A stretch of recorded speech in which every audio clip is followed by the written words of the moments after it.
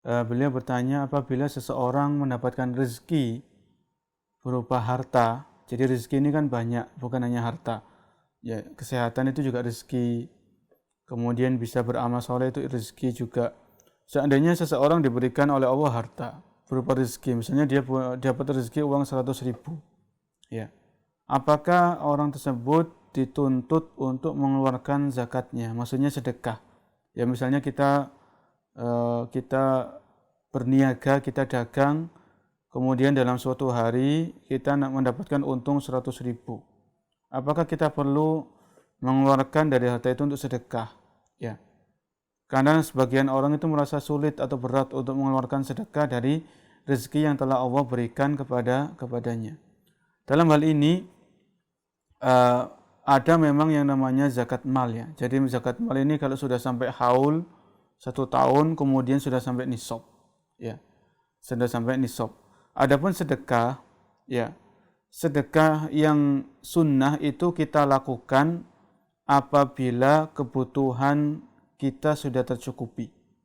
Kita sendiri sudah tercukupi kebutuhan primernya, ya, makan, minum, pakaian, tempat tinggal, ya, kemudian bayar sekolah anak, ya, pokoknya hal-hal yang primer yang kita miliki itu sudah terpenuhi.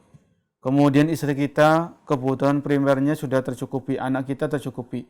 Baru setelah itu semuanya orang tua kita, ya, baru setelah itu semuanya tercukupi, baru kita berpikir untuk sedekah, ya, baru kita berpikir untuk sedekah.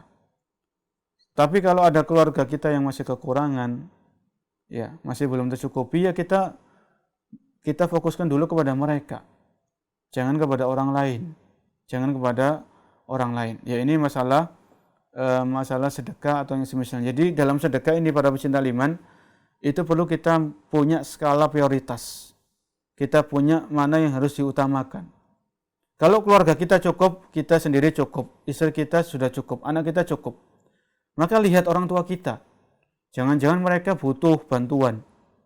Ya. Lihat paman kita, bibi kita, kakak, adik, ya, keponakan, sepupu. Itu lihat mereka semuanya. Barangkali mereka ada yang kesulitan, kesusahan, apalagi di musim pandemi seperti ini, ya kita bantu mereka dulu. Sebelum kita membantu orang lain yang tidak ada hubungan darah sama kita. Sama-sama muslim, tapi nggak ada hubungan darah. Ya. Jadi ini perlu kita perhatikan. Kita sangat-sangat dianjurkan untuk bersedekah.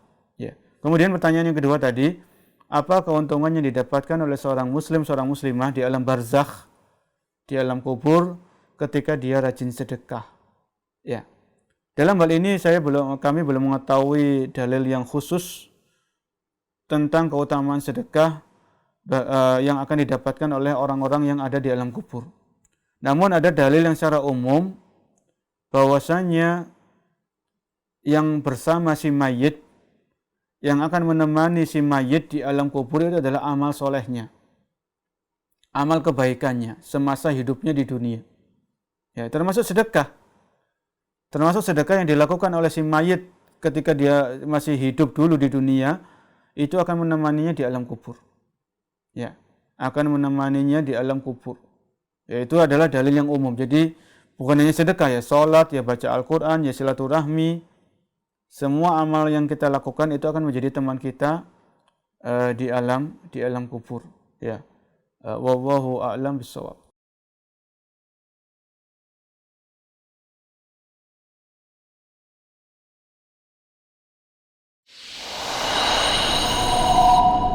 Al-Iman TV